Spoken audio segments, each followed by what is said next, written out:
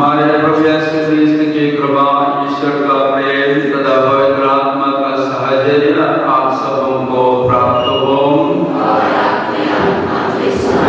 क्रिस्त में मेरे प्रिय भाई और बहनों, आज के इस पवित्र मिस्सा बलिदान में अपनी ओर से आप सबों के लिए, हमारे मंडली के प्रत्येक सदस्य के लिए, प्रत्येक परिवार के लिए अर्पित कर रहा हूँ। आप लोग मेरे साथ मिलकर ये पवित्र मिस्सा बलिदान में भाग लेंगे और अपने लिए प्रार्थना करेंगे। आज हमारे भारत की कलीसिया बाइबल रविवार के रूप में मना रही है। ईश्वर के लिए समर्पित इस रविवार के दिन हम ईश्वर हमारे जीवन में जो प्रभाव डालते हैं या जो प्रभाव हम डालने देते हैं उस पर हम मनन चिंतन करते हैं। आज इस पवित्र मिस्सा बलिदान अर्पित करने के लिए हम अपने अंतःकरण की जांच करके देखते हैं कि हमने कितनी बार प्रभु के वचन को, प्रभु की वाणी को ध्यानपूर्वक सुनने के लिए कोशिश की है और कितनी बार हमने प्रभु के वचन को नजरअंदाज किए हैं, उनकी आवाज़ को पहचाना नहीं, बाइबल को पढ़ने के लिए और पढ़ने के बाद उन वचनों को हमारे जीवन में लागू करने के लिए हमने लापरवाही बरती है। उन सभी अवसरों के लिए आज इस मिस्सा बलिदान के पहले हम अपनी तैयारी करते हुए प्रभु से क्षमा मांगते हैं। हे भाइयों बहनों, मैं सर्वशक्तिमान ईश्वर और लोगों के सामने स्वीकार करता हूँ कि मैंने वचन और कर्म से तथा अपना कर्तव्य न करने से, अपने कसूर से, अपने भारी कसूर से घोर पाप किया है। इसलिए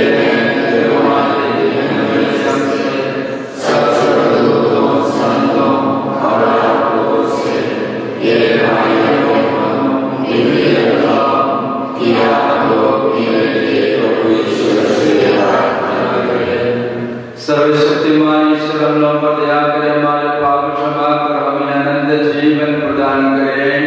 आमीन।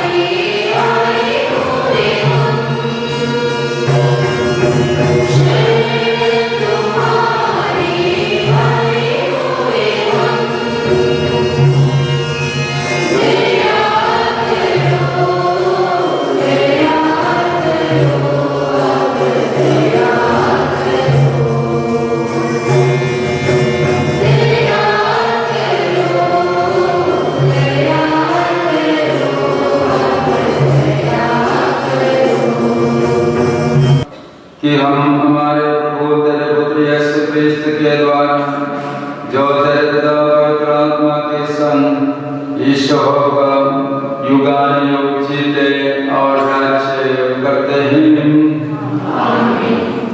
सर्वशक्तिमान ईश्वर पिता पुत्र और पवित्र आत्मा को आशीर्वाद प्रदान करें। नबी ईसायाह का ग्रंथ अध्याय 8 पद संख्या 23 और अध्याय 9 पद संख्या 3। गैर यहूदियों की गलीलिया में एक महती ज्योति देखी है। प्रभु ने भूतकाल में जुबलोन तथा नप्तालीम के प्रांतों को अपमानित होने दिया है, किंतु भविष्य में यह यरदन के उस पार समुद्र के पट को गैर यहूदियों की गलीलिया को महिमा प्रदान करेगा। अंधकार में भटकने वालों ने एक महती ज्योति देखी है। अंधकार में प्रदेश में रहने वालों पर ज्योति का उदय हुआ है। तूने उन लोगों को आनंद और उल्लास प्रदान किया है। सफल होते समय या लूटपाट कर लेते समय जिस तरह उल्लास होता है, वे उसी तरह तेरे सामने आनंद मना रहे हैं। उन पर रखा हुआ भारी जुआ, उनके कर्मों पर लटकने वाले बागी, उन पर अत्याचार करने वाले का डरना, यह सब तूने तोड़ डाला है, जैसे कि मिद्यान के दिन हुआ था। प्रभु की वाणी।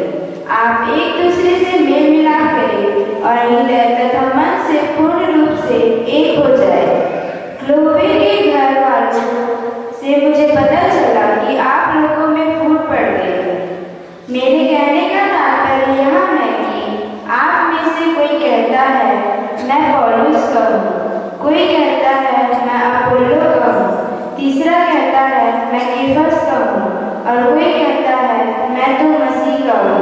क्या मसीह खंड खंड में हो गए हैं? क्या पौलुस आप लोगों के लिए क्रूस पर मर गए हैं? क्या आप लोगों को पौलुस के नाम का बपतिस्मा मिला है? आप मसीह ने मुझे बपतिस्मा देने नहीं बल्कि सुसमाचार का प्रचार करने भेजा है।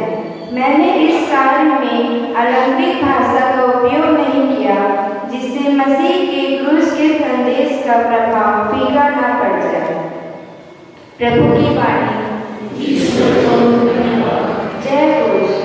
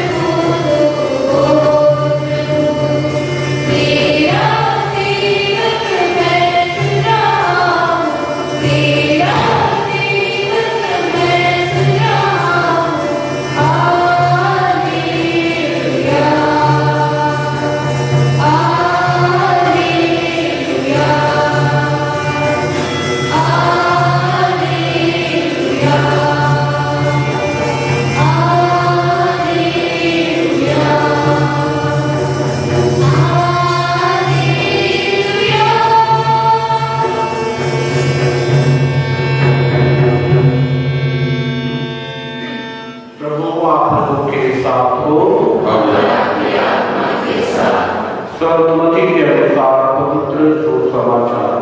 हे प्रभु तेरी महिमा हो।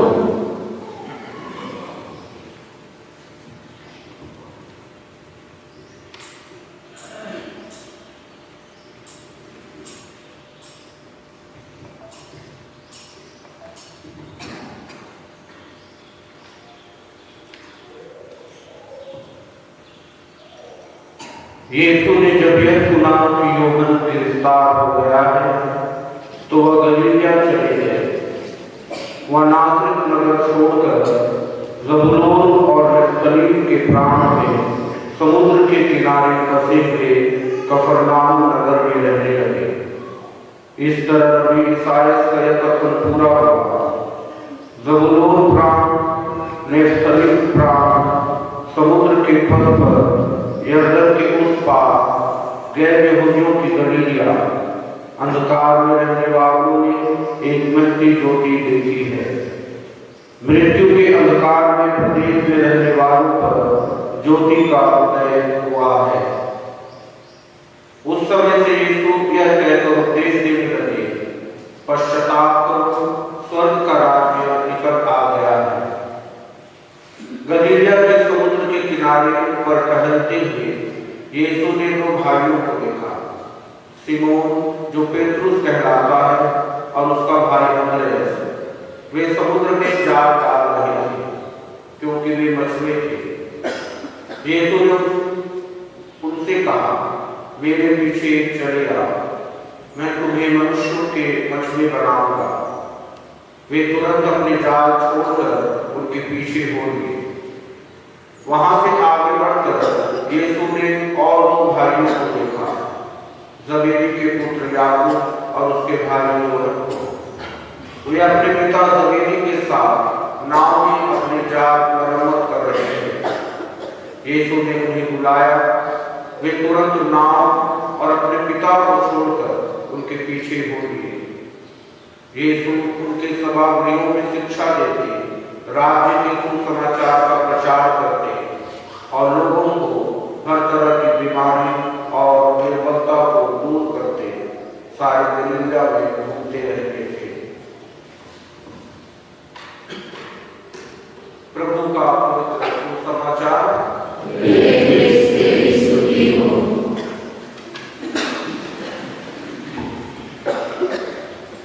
मैं मेरे प्रिय भाइयों बहनों हम हमारे भारत में कलीसिया बाइबल रविवार के रूप में मना रही है। हमारे भारत के धर्माध्यक्षों ने इस रविवार को बाइबल रविवार के रूप में घोषित करने का पीछे जो कारण है वो कारण यही है कि हम सब पवित्र बाइबल के प्रति जागरूक रहें। हम बाइबल के प्रति, ईश्वर वचन के प्रति श्रद्धा भक्ति बना के रखें ताकि हम ईश्वर वचन के अनुसार अपने जीवन व्यतीत कर सकें। आज का पहला पाठ नबी इसायाह के ग्रंथ से लिया हुआ है। जहाँ पर हमने सुना गैर यहूदियों की गलीलिया में नफ्तली प्रांत में मुक्तिदाता की ज्योति का उदय हुआ और वो ज्योति हम जानते हैं संत यूहन्ना के सुसमाचार के अनुसार अध्याय 1 वचन 1 से लेकर हम सुनते हैं, आदि में शब्द था, शब्द ईश्वर के साथ था, शब्द ईश्वर था और वही शब्द हमारे बीच में मनुष्य बनकर निवास किया है। यानी इन वचनों के अनुसार पवित्र बाइबल या ईश्वर का वचन और प्रभु यीशु मसीह के बीच में कोई अंतर नहीं है, कोई फर्क नहीं है। ईश्वर वचन ही प्रभु यीशु है, क्योंकि यूहन्ना से कहते हैं शब्द देह बनकर मनुष्यों के बीच निवास किया। यानी ईश्वर का वचन जब देह धारण किया तो वह यीशु बन गया। और इसलिए हम विश्वासी भाई बहनों के लिए पवित्र बाइबल एक अन्य ग्रंथों के समान एक ग्रंथ नहीं है। पवित्र बाइबल हमारे लिए एक व्यक्ति प्रभु यीशु है।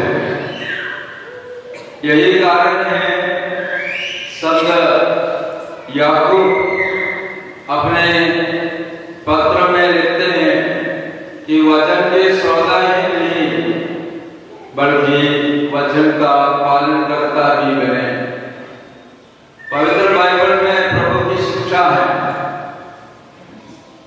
और उस शिक्षा को सुनने से पर्याप्त नहीं, श्रोता बनने से पर्याप्त नहीं, उस वचन को हमारे जीवन में अमल में लाना जरूरी है।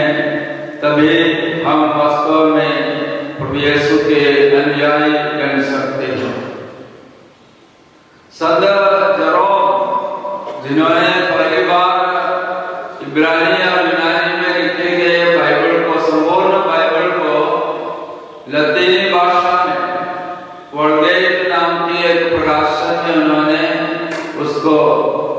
उसका अनुवाद करते हुए हमारे लिए प्रस्तुत किया। और जब संत जेरोम पवित्र बाइबल का अनुवाद कर रहे थे लतीनी भाषा में, तो उन्होंने यह अनुभव किया। उन्होंने कहा जो पवित्र बाइबल को नहीं जानते हैं, जो पवित्र वचन को नहीं जानते हैं, वे यीशु को नहीं जानते, क्योंकि उनके अनुसार और कलीसिया यही सिखाते हैं पवित्र बाइबल के हर एक पन्ने में यीशु छिपा हुआ। यह कोई मनुष्य निर्मित वचन नहीं है, ये मनुष्य निर्मित वाणी नहीं है। प्रभु यीशु के बारे में होने वाली बातों को और उनकी भविष्यवाणी करते हुए पूरा पुराना विधान यीशु को प्रस्तुत करते हैं। तो नया विधान में यीशु के आने के बाद यीशु ने क्या किया, क्या कहा और यीशु के प्रारंभिक कलीसिया क्या क्या शिक्षा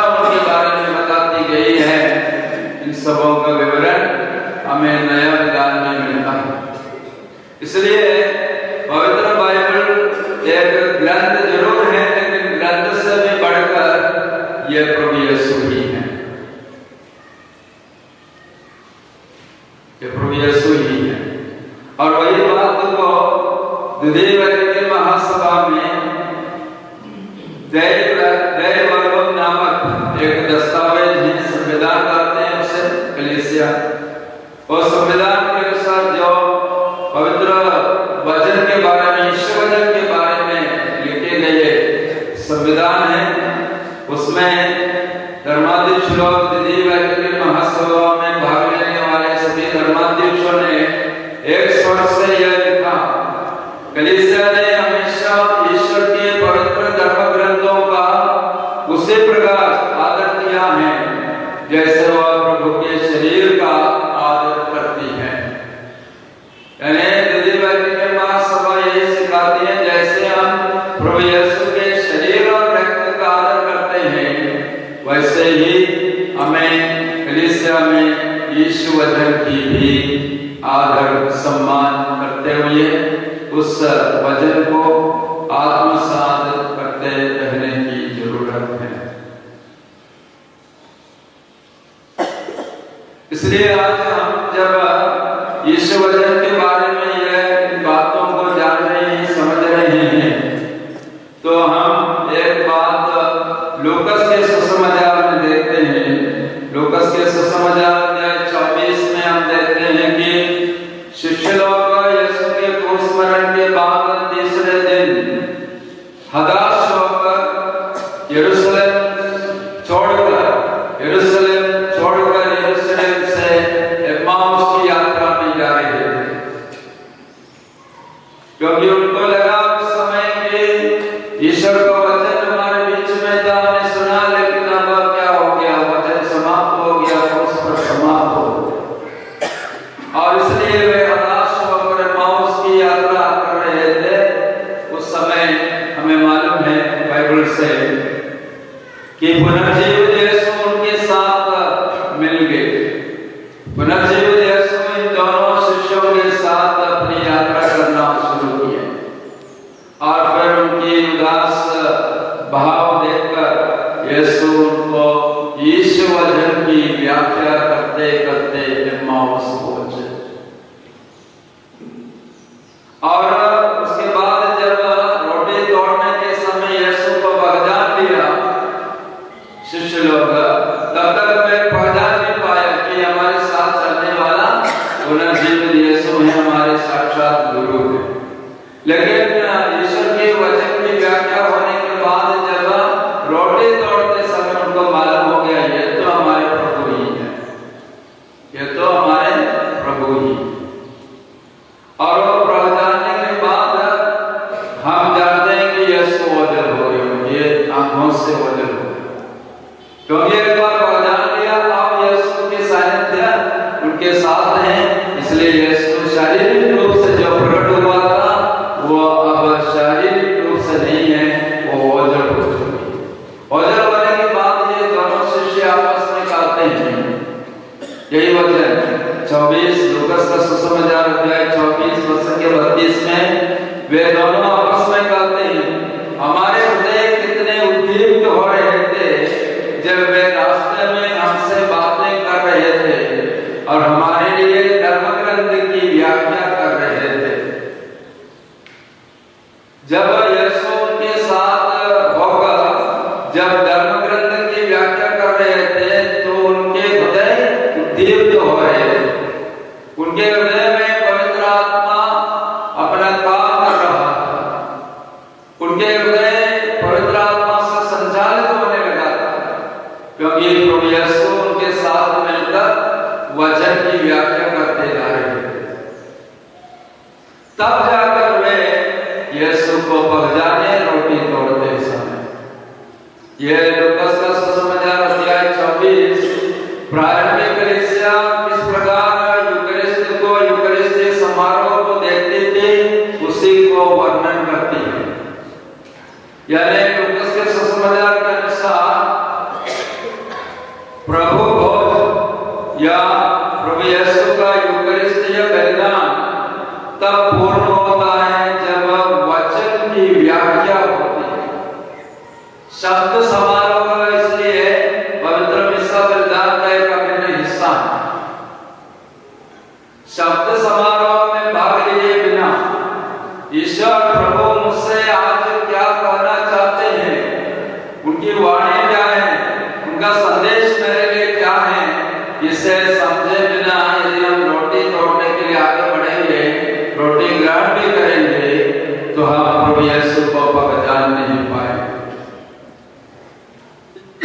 यदि हम यीशु को नहीं पहचान पाते हैं तो हम जैसे आए वैसे हम वापस भी चले जाएंगे। हम लोगों में कोई परिवर्तन नहीं होगा। परिवर्तन लाने के लिए यीशु को पहचानना जरूरी है, लेकिन यीशु को पहचानने के लिए उनके वचन को जानना, उनके संदेश को सुनना और उस व्याख्या को समझना जरूरी है। उसके बिना पवित्र मिसा बलिदान आधा अधूरा रह जाता है। यही कारण है पुरोहित लोग हमेशा अपने विश्वासियों से आग्रह करते हैं कि मिसा बलिदान आरंभ होने के पहले ही विश्वासी लोग कलीसिया में उपस्थित हो जाएं, तैयारी के साथ उपस्थित हो जाएं। अभी हमारे लिए एक अच्छी बात है कि कई वर्षों से हमारे लिए बाइबल डायरी हमारे पैरिशियन और अन्य समाज के फादरों के द्वारा उपलब्ध कराया जा रहा है। ये बाइबल डायरी का उपयोग क्या है? ये बाइबल डायरी का उपयोग उस दिन के पाठ को पढ़कर पहले से ही तैयार होकर गिरजा में आने के लिए है। ये बाइबल डायरी उस डायरी में हमको मालूम होगा आज का पाठ क्या है, पढ़ लिया तब हमको थोड़ा बहुत समझ में आ जाएगा। दूसरा पाठ सुसमझना, और वो समझ के साथ जब हम कलीसिया में गिरजाघर में प्रवेश करते हैं, यानी हम तैयारी के साथ आते हैं, तब यह वचन की व्याख्या हम लोग और बेहतरीन विधि से समझ सके। आधुनिक युग में हमारे लिए बहुत सारे फायदे हैं। हमारे डिजिटल दुनिया में अभी बाइबल हमारे मुट्ठी में, हमारे मोबाइल में भी हमको मिल जाते हैं डिजिटल बाइबल। संत पापा, भूतपूर्व पापा फ्रांसिस ने अपने संत पापा बनने के तुरंत बाद के कुछ वर्षों में इन बातों को रखा विश्वासी समुदाय के सामने। हमेशा आपके जेब में एक छोटा सा बाइबल रख लिया, क्योंकि हम क्रिश्चियनों के लिए यही बाइबल है हमारे औजार। शैतान के साथ संघर्ष करने के लिए हमारे एक औजार है पवित्र वचन, यीशु वचन। यदि हम यीशु वचन को नहीं जानेंगे तो हमें शैतान बहुत आसानी से प्रलोभन देकर हमें विचलित करा सकते हैं। हिंदी भाषा में हमारे पॉकेट में रखने लायक बाइबल अभी तक प्रिंट नहीं हुआ है, लेकिन हम सबों के पास मोबाइल फोन है और ये मोबाइल फोन में हम हिंदी बाइबल, कैथोलिक बाइबल आज उपलब्ध है दिव्यवाणी नाम से, दिव्यवाणी या दिव्य वचन नाम से। इसे डाउनलोड करने से हम जब ऑफिस में हैं, कोई लंबी यात्रा में हैं, तो हम मोबाइल खोलकर भी वचन को पढ़ सकते हैं, मनन कर सकते हैं। लेकिन मोबाइल में कहूँगा एक सेकंड ऑप्शन, एक दूसरा विकल्प मान पड़े। पहला विकल्प हमेशा अपने पास प्रिंटेड बाइबल रखे रहना ज़्यादा उचित है, क्योंकि उसमें हम लोग जो वचन पढ़ते हैं उसे हम अंडरलाइन कर सकते हैं, जो संदेश हमको मिलता है उसे हम नोट कर सकते हैं। वो फायदा प्रिंटेड बाइबल में है, लेकिन डिजिटल बाइबल में वो सुविधा नहीं है। हाँ, लेकिन दूसरे विकल्प के स्तर पर जब हम पुस्तक हमारे हाथ में नहीं है, तब पढ़ने के लिए, देखने के लिए, रेफर करने के लिए डिजिटल बाइबल मोबाइल में जो बाइबल है उसे हम इस्तेमाल कर सकते हैं। हमारे पास्टर सेंटर में जब विवाह संस्कार के लिए युवक युवतियां क्लास अटेंड करने के लिए आते हैं, तो हमेशा ये पहले से ही सूचना दी जाती है कि आपको अपना बाइबल लेके आना है। लेकिन मैंने हर क्लास में, मैं अभी लगभग 10-15 साल से विवाहित होने वाले दंपतियों के लिए क्लास देते हैं। हर बैच में कुछ 4 से 10 लोग तक बिना बाइबल आने वालों को पाता। ये हमारे विश्वास का एक स्तर को दिखाते हैं, एक स्तर को दिखाते हैं कि हम कितने गहरे पानी में हैं, ये समझ में। और फिर तर्क बोलना पड़ता, जाओ खरीद के लाओ, खरीद के लाओ। क्योंकि जब आपकी जिंदगी के उतार चढ़ाव में आप बाइबल पढ़ने भी नहीं जानते हैं, बाइबल में कौन-कौन से ज्ञान, कौन-कौन से मोती कहां-कहां छुपा हुआ है नहीं जानते हैं, तो आपके जीवन के उतार चढ़ाव में, आपकी जिंदगी के आंधी तूफान में आप कहां पाएंगे, कहां ढूंढेंगे इन मोतियों को। इसलिए संत पौलुस जब तिमोथी के नाम अपने पत्र, दूसरा पत्र में लिखा, तिमोथी जो धर्माध्यक्ष रहा, उस धर्माध्यक्ष के लिए लिखता है संत पौलुस। मैं इस वचन को पढ़कर आप लोगों को सुनाना चाहता हूँ। यह कि तुम बचपन से धर्म ग्रंथ जानते हो। धर्म ग्रंथ उन्हें उस मुक्ति का ज्ञान दे सकता है जो ईसा मसीह में विश्वास करने से प्राप्त होती है। धर्म ग्रंथ तुम्हें उस मुक्ति का ज्ञान दे सकता है जो ईसा मसीह में विश्वास करने से प्राप्त होती है। आज हम बाइबल जुलूस के समय हमारी माताएं नाचते हुए गा रहे थे ना, बाइबल वचन में अनंत जीवन है, बाइबल वचन में अनंत जीवन है। तिमोथी के दूसरा पत्र, तिमोथी के नाम दूसरा पत्र, अध्याय 3 पद संख्या 15 से लेकर पद संख्या 16, पूरा धर्म ग्रंथ ईश्वर की प्रेरणा से लिखा गया है। वह शिक्षा देने के लिए, भ्रांत धारणाओं का खंडन करने के लिए, जीवन के सुधार के लिए और सदाचरण का प्रशिक्षण देने के लिए उपयोगी है, जिससे ईश्वर भक्त सुयोग्य और हर प्रकार के सत्कार्य के लिए उपयुक्त बन जाएं। क्रिस्त में मेरे प्रिय भाइयों बहनों, ये धर्म ग्रंथ जरूर ये पुस्तक से भी बढ़कर प्रभु यीशु की शिक्षा है, प्रभु यीशु ही है। और ये धर्म ग्रंथ जब हमारे हाथ में है, इसके बारे में हम जानकारी रखते हैं तो हम यीशु को जानते हैं। और ये धर्म ग्रंथ यदि हमारे पास है तो हम वास्तव में प्रभु की प्रेरणा को समझ सकेंगे। प्रभु आज मुझसे क्या कहना चाहते हैं उसे हम समझ सकेंगे। पूरा धर्म ग्रंथ ईश्वर की प्रेरणा से लिखा गया है। बाइबल इसलिए मनुष्य का वचन नहीं है। हम हर बार जब वचन की घोषणा करने के बाद वचन घोषणा क्या कहते हैं, प्रभु की वाणी, प्रभु की वाणी, वो बोलने वाले की वाणी नहीं है। अभी जो सुसमाचार की व्याख्या मैं कर रहा हूं, ये मेरी वाणी नहीं है, ये प्रभु की वाणी। इसलिए इसे गंभीरता से लेते हुए, समझते हुए उसे अपने जीवन में अमल में लाना हम सबों की जिम्मेदारी है, कर्तव्य है।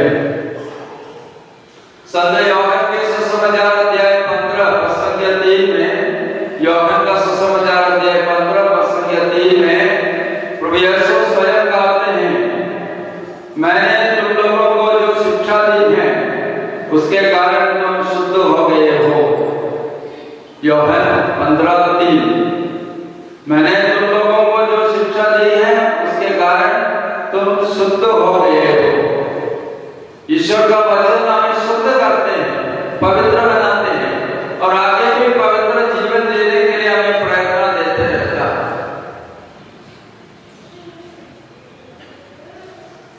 जैसे मैंने कहा, ये विवाहित होने वाले लोग क्या सोचते हैं, एक ही बाइबल से काम चलेगा। कभी कभार जो शादी करने वाले दोनों एक ही बाइबल से देखते रहते हैं। मैं उनसे भी यही कहता हूँ, अपना बाइबल पढ़ो, व्यक्तिगत पढ़ो। मेरा ये तो विचार है, सोच है। ये मोबाइल फोन कब इसका आविष्कार हुआ, कोई किसी को मालूम है? मोबाइल फोन के आविष्कार मेरे ख्याल से 15-20 साल का होगा कि उससे ज्यादा होगा। कितना?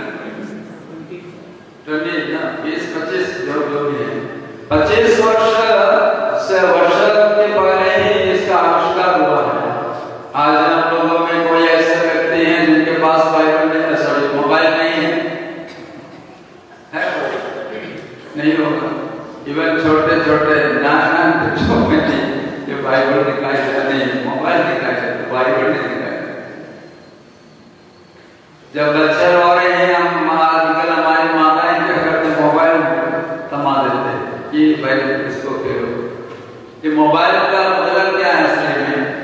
मोबाइल फोन संदेशों का आदान प्रदान करने के लिए, संदेशों का आदान प्रदान करने के लिए है मोबाइल फोन।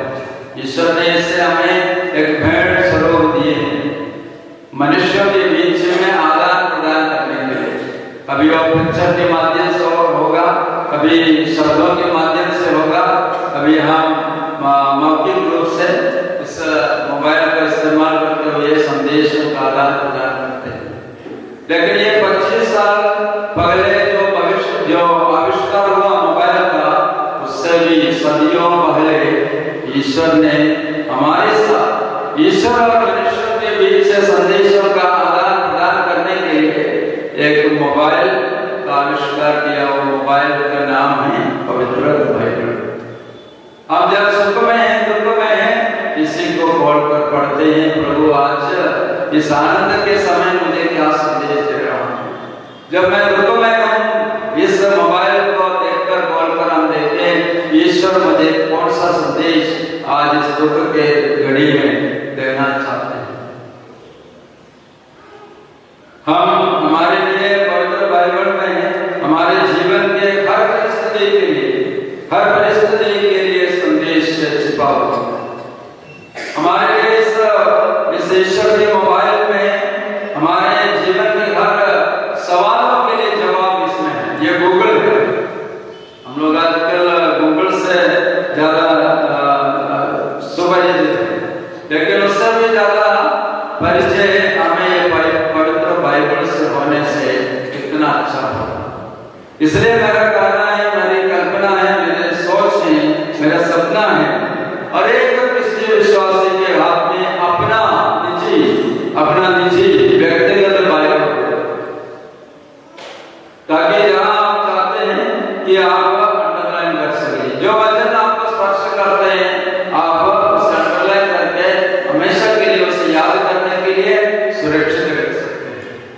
मेरा एक बाइबल, ये हिंदी बाइबल है, इसमें मैं अलग-अलग कलम से मैंने मार्किंग करके रखा हूँ। इसलिए जब मुझे प्रवचन देना है, जब वचन याद आते हैं, तुरंत उसको खोलकर मैं बोल सकता हूँ। अंग्रेजी बाइबल में भी इसी प्रकार मैंने मार्किंग करके रखा है, क्योंकि हर एक बाइबल अपना व्यक्तिगत बाइबल हो, ये अपने व्यक्तिगत मोबाइल के समान है। कृष्ण में मेरे प्रिय भाई और बहनों, हमने बहुत ईश्वर की कृपा से अपने कोविड के समय में, कोविड के लॉकडाउन में इस पवित्र बाइबल को हमने हस्तलिखित कर दिए। हमारे पढ़ने के आप लोगों को याद होगा 35 लोग इसे लिखने में सहयोग दिया। महिला संघ यूथ इसका करेक्शन में, प्रूफ रीडिंग में सहयोग किया।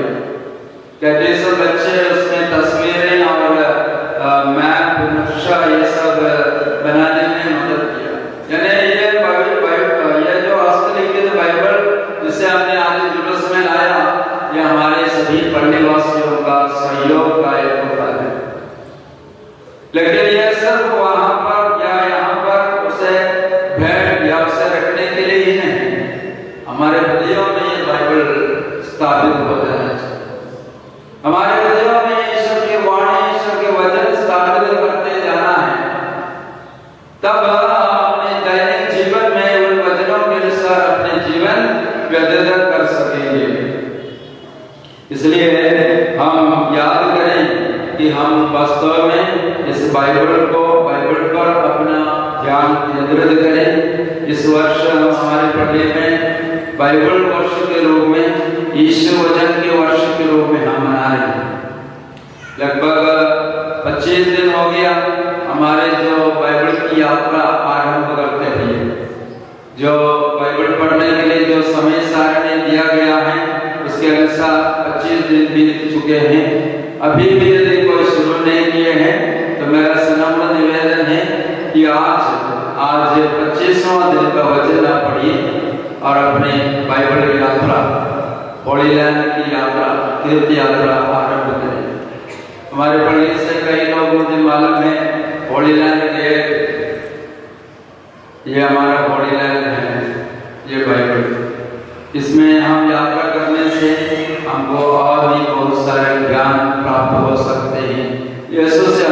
एक घनिष्ठ रिश्ता, एक व्यक्तिगत रिश्ता हम लोग कायम कर सकेंगे।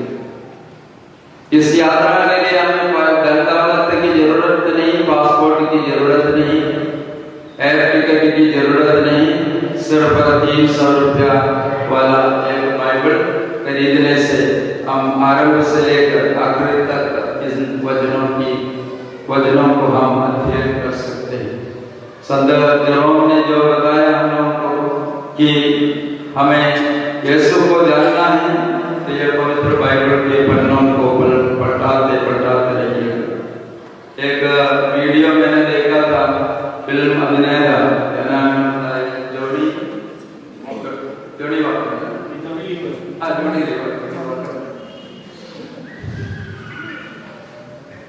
जोड़ी लीवर एक कॉमेडियन है, हिंदी फिल्मों में आप लोग सुने होंगे उस वीडियो को।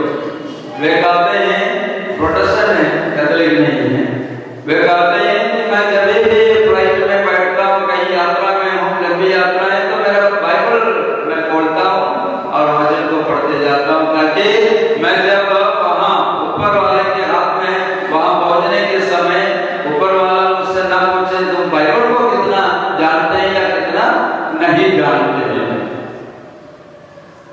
एक प्रोटेस्टेंट फिल्म अभिनेता ये गवाही गया, और हम कहते हैं हमारे पास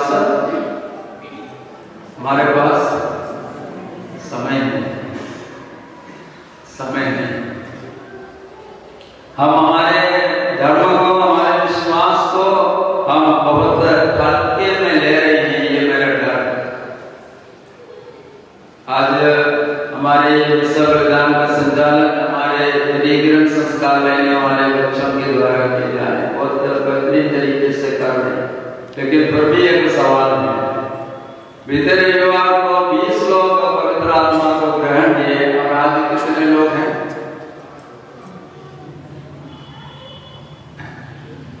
कितने हैं? 15 के 16, 4 बच्चे गायब हैं। उन लोग इस संस्कार को मात्र एक सामाजिक दस्तूर के रूप में, एक रीति रिवाज के रूप में लिया हो।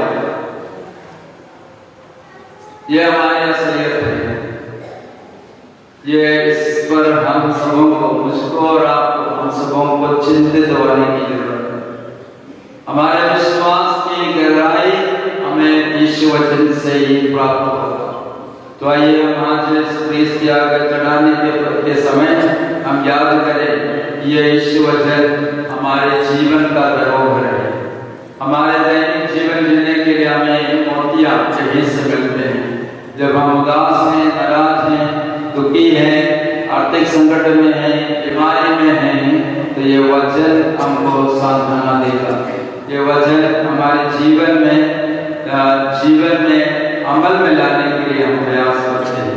अब समाप्त करने के पहले कुछ वचन मैं आप लोगों को दे रहा हूँ, जो हमेशा जीवन सशक्त वचन है। नबी इस्यास का ग्रंथ अध्याय 41 और संख्या 5 में लिखते हैं, नहीं डरो। इस्यास 41:10, डरो मत, मैं तुम्हारे साथ हूँ, चिंता मत करो, मैं तुम्हारे ईश्वर हूँ, मैं तुम्हें शक्ति प्रदान कर तुम्हारी सहायता करूंगा, मैं अपने विजयी दाहिने हाथ से तुम्हें संभालूंगा। हमारे जिंदगी के नाव जब इधर उधर डवाडोल हो जाते हैं, वचन को पढ़िए, डरो मत, मैं तुम्हारे साथ हूँ, चिंता मत करो, मैं तुम्हारा ईश्वर हूँ, मैं तुम्हें शक्ति प्रदान कर तुम्हारी सहायता करूंगा, मैं अपने विजयी दाहिने हाथ से तुम्हें संभालूंगा। और आगे पसंगिया 5 में अध्याय 43वां अध्याय संख्या 5, नहीं डरो, मैं तुम्हारे साथ हूँ, मैं पूर्व से तुम्हारे वंशजों को लौटा दूंगा, मैं पश्चिम से तुम लोगों को एकत्र करूंगा, मैं उत्तर से कहूंगा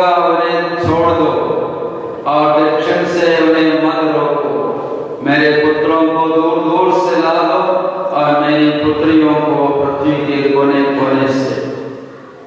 प्रभु ईश्वर कहते हैं वास्तव में कि उत्तर दक्षिण और पूर्व और पश्चिम ये सब ईश्वर के हाथ में है, ईश्वर के हाथ में।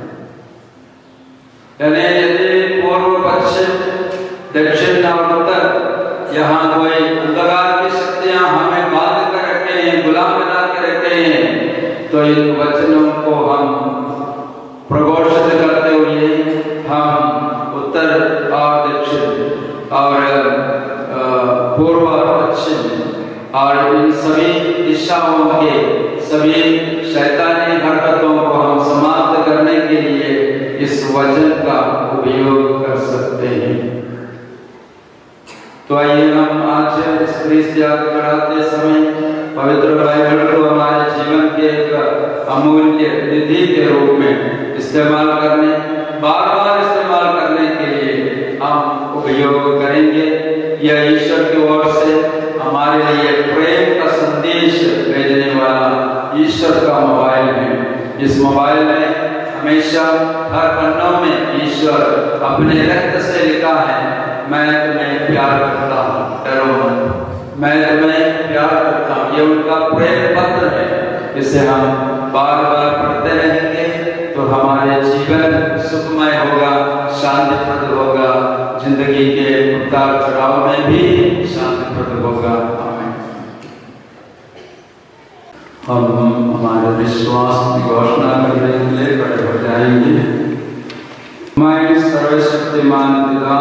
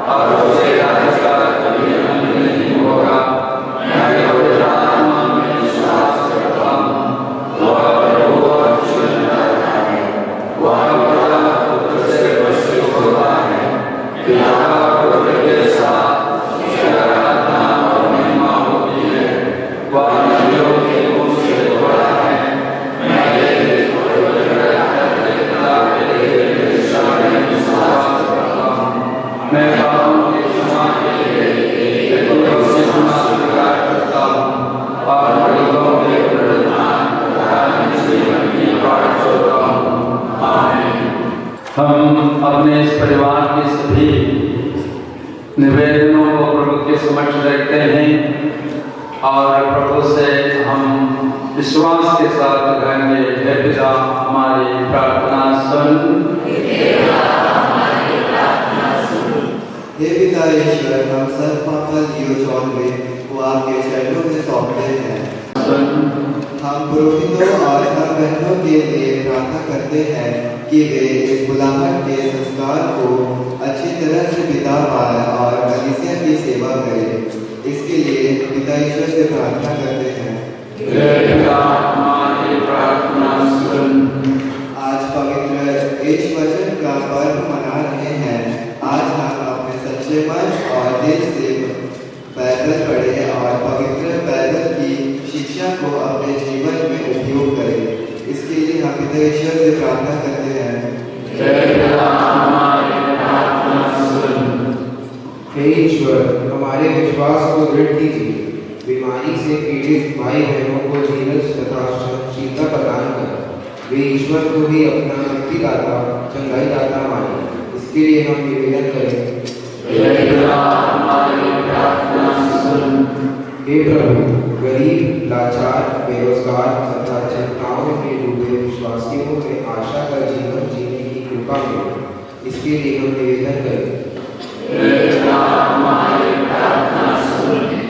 विश्वव्यापी कलीसिया इस वचन के श्रोता ही नहीं, पालन करता बने। हम सभी विश्वासियों के लिए प्रार्थना करते हैं। इसके लिए हम निवेदन करें।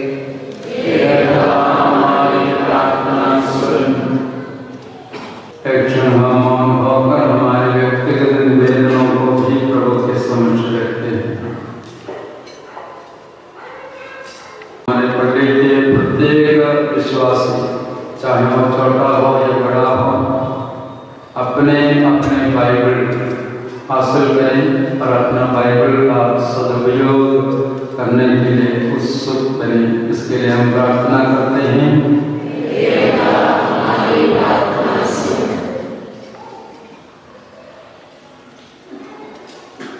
हम यह प्रार्थना करते हैं प्रभु क्रिस्त के द्वारा।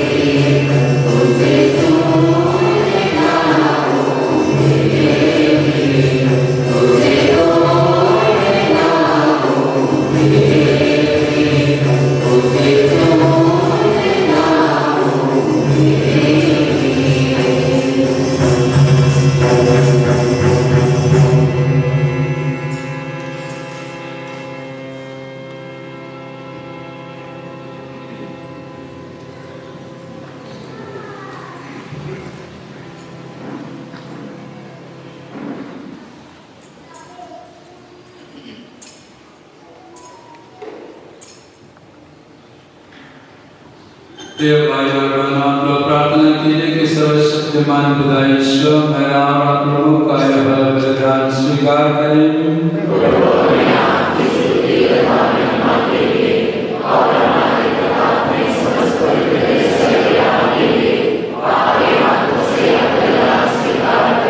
हे प्रभु, हम अपनी सेवा के दान तेरी इस वेदी पर लाए हैं।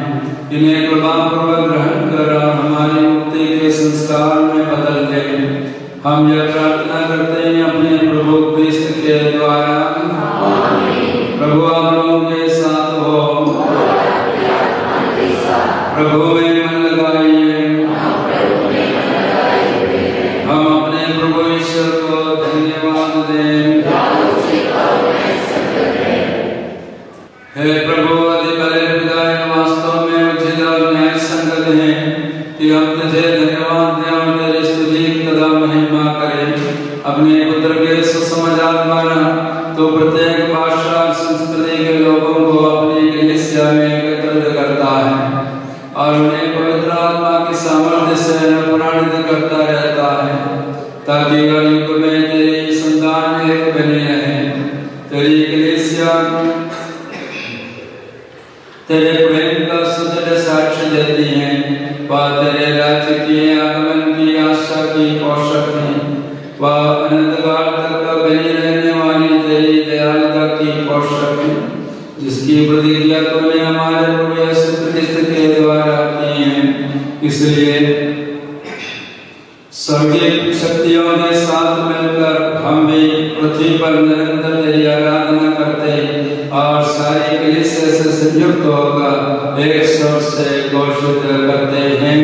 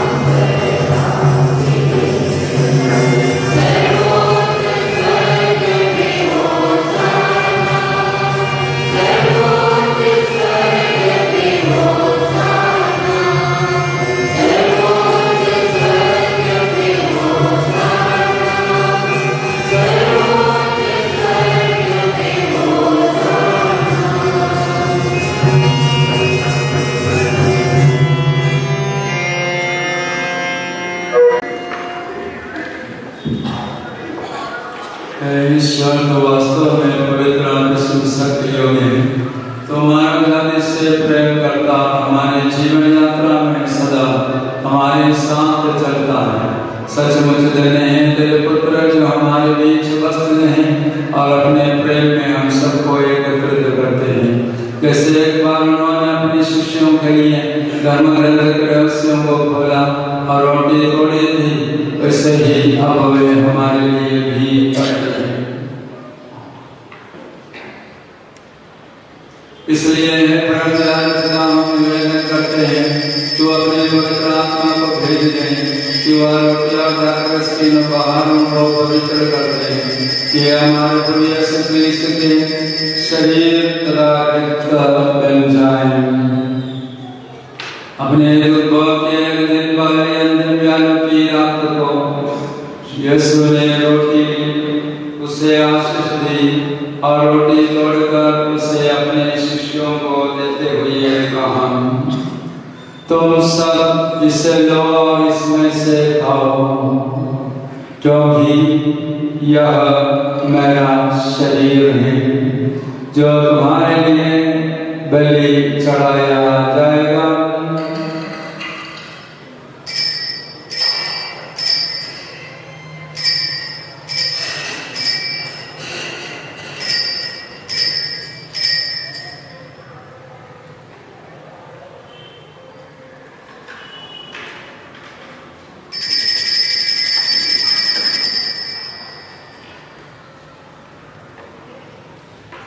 इसे भांति भोजन के बाद यीशु ने रस भरा कटोरा लिया, तुझे हे पिता धन्यवाद दिया और उसने अपने शिष्यों को देते हुए कहा, तुम सब इसे लो और इसमें से पियो, क्योंकि यह मेरे रक्त का कटोरा है, नवीन आनंद व्यवस्था करेक्टर जो तुम्हारे और बहुतों के पापों की क्षमा के लिए बहाया जाएगा। तुम मेरी स्मृति में यह करो।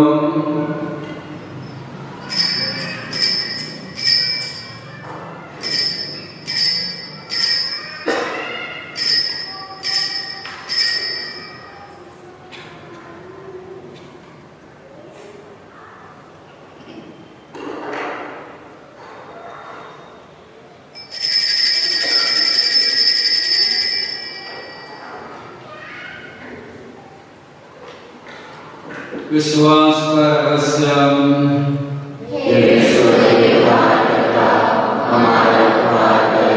तूने अपने क्रूस को युगान पर हमें मुक्त किया है। इसलिए पवित्र पिता हम तेरे पुत्र अपने मुक्तिदाता क्रिस्त की स्मृति मना रहे हैं, जिन्हें तुमने दुख भोग तथा स्मरण द्वारा पुनरुत्थान की महिमा तक पहुंचाया और अपने दाहिने बैठाया। जीवन की रोटी और आशीष का यह प्याला चढ़ाते हुए हम उनके पुनरागमन तक तेरे प्रेम कार्यों की घोषणा करते हैं। अपने कलीसिया की इस भेंट पर ध्यान दृष्टि डाल, हम पास्का के मेल में क्रिस्त का बलिदान संपन्न करते हैं। यह वार्ता कि तेरे प्रेममय आत्मा के सामर्थ्य से हम तेरे पुत्र के शरीर तथा रक्त के सहभागी होकर अब और अनंत काल तक उनके अंग बने रहें। अपने सुसमाचार की शिक्षा के अनुरूप अपनी कलीसिया का निर्माण कर अपनी प्रजा तथा परिपालकों के बीच एकता का सूत्र सुदृढ़ कर दे, ताकि संघर्ष और असंतोष द्वारा विभाजित इस संसार में तेरे विश्वासीगण अपने संपिता लियो, अपने धर्माध्यक्ष विक्टर हेनरी और धर्माध्यक्षों की मंडली के साथ एकता तथा शांति के प्रतीक बने। हमारी आंखें खोल दे कि हम अपने भाई बहनों की आवश्यकताओं को पहचान सकें।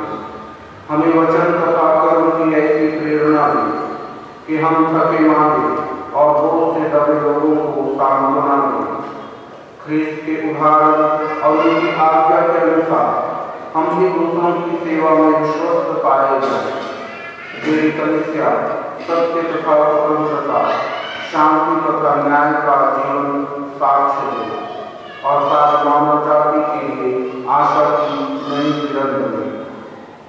हमारे उन भाई बहनों की स्थिति जो ख्रीस्त की शांति में विश्राम कर रहे हैं, समृद्ध विश्वासों की सुधि जिनका विश्वास केवल तू जानता है, पुनरुत्थान में उन्हें जीवन की पूर्णता प्रदान कर और अपने दर्शन के आलोक से उन्हें आनंदित कर दे। हमें कृपा दे कि इस जीवन यात्रा के बाद हम तेरे स्वर्ग धाम में प्रवेश करें और अनंत काल तक तेरे साथ निवास कर सकें।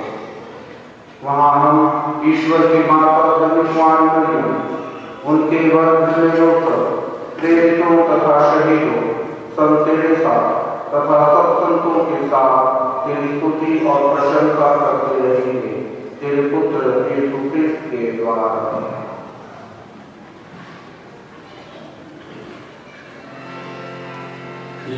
प्रभु क्रिस्त के द्वारा इनके साथ हे सर्वशक्तिमान पिता ईश्वर पवित्र आत्मा के साथ सारा गौरव सम्मान युगानुयुग तेरा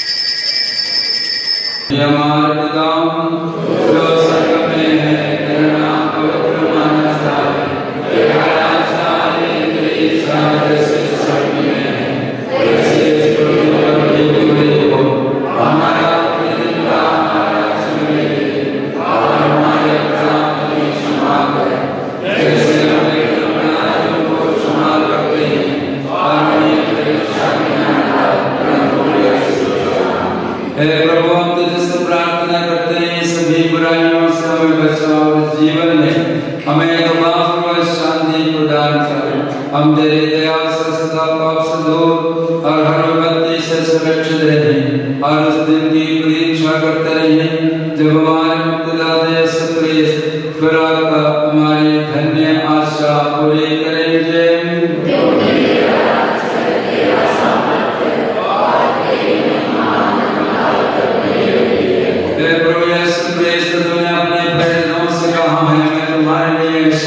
छोड़ जाता हूँ अपनी शांति तुम्हें प्रदान करता हूँ तो हमारे पापों पर नहीं अपने कलीसिया के विश्वास पर दृष्टि डाल और प्रभावपूर्वक उसे शांति तथा एकता प्रदान कर तो युगानुयुग जीता और राज्य करता है। प्रभु की शांति सदा आप लोगों के साथ हो हम परस्पर प्रेम भाव रखें।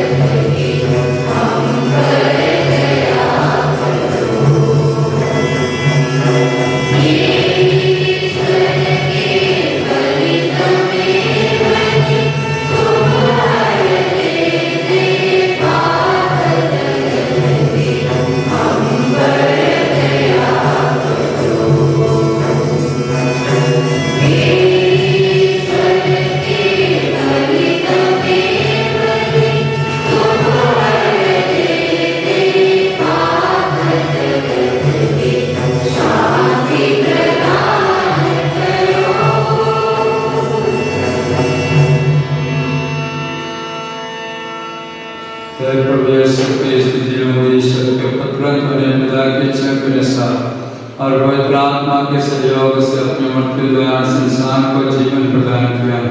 हमने इस परम पवित्र शरीर तथा रक्त द्वारा तो हमारे पापों को क्षमा कर हमें हर बुराई से बचा। हम सदा तेरी आज्ञाओं का पालन करते रहें और तुझसे कभी अलग ना हो जाए। देखिए ईश्वर का मेमना, देखिए जो संसार के पाप भर लेते हैं। धन्य है वे जो मेमने के भोज में बुलाए गए हैं। प्रभु मैं योग्य नहीं हूँ, या मैं आऊं, इंद्र की शक्ति से और मेरी आत्मा से हो जाएगी।